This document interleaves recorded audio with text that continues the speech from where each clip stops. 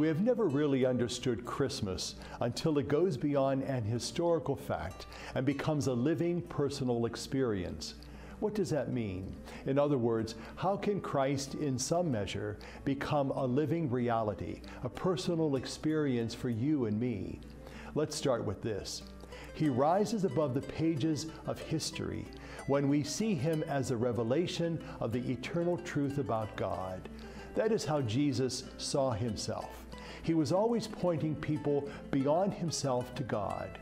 He leaves Bethlehem behind, shakes the dust of Palestine from his sandals, and walks straight into the 21st century.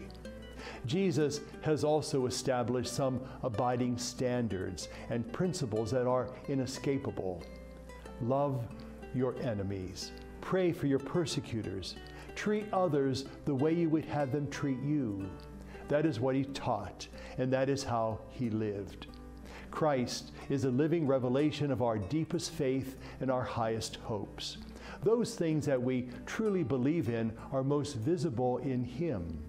Our lives are most directly influenced by those who make truths and virtues visible. Whatever genuine goodness there is within us, we have not learned from a list of rules. We have learned them from a few good people who have touched our lives with their own. We have that in Christ and in his incarnation. The flesh and blood reality of life at its best and highest, the very life of God himself. Our deepest faith and our highest hopes have been given a body. Those things we believe in most have been lived in him. And to know him and to love him in some measure can be reproduced in us when Christ, who was born in Bethlehem, is born again in us.